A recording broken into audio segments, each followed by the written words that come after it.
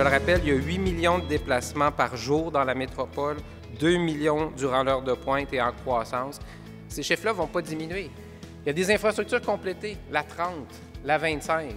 On reçoit, nous, des signaux très positifs sur ce qui a été fait. Petit signal à nos élus, ça a été fait en PPP et ça semble avoir été des belles réussites. On a un enjeu d'échéancier. On a un enjeu d'échéancier collectif. C'est beaucoup de projets et c'est beaucoup de pression collective. La métropole ne peut pas avancer, ne peut pas se développer si nos échéanciers, nos projets, nos budgets ne sont pas mieux planifiés, mieux réalisés. Actuellement, une chose est claire, les sources existantes de financement ne sont pas suffisantes.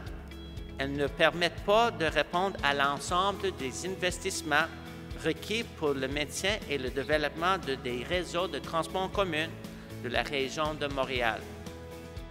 Nous, on continue d'investir sur le port de Montréal, pas dans l'intérêt du port, mais bien dans l'intérêt des entreprises importatrices et exportatrices d'ici.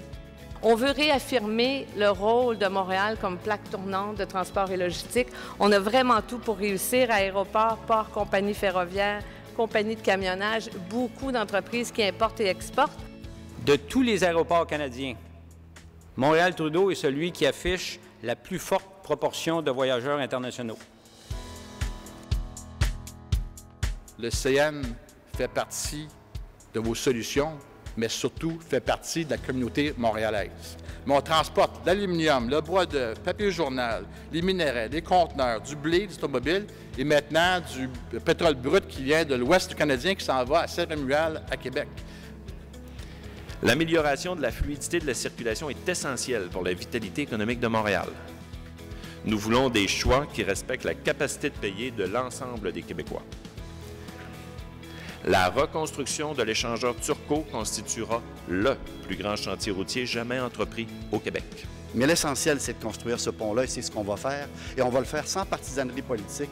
On va le faire comme des gens d'affaires.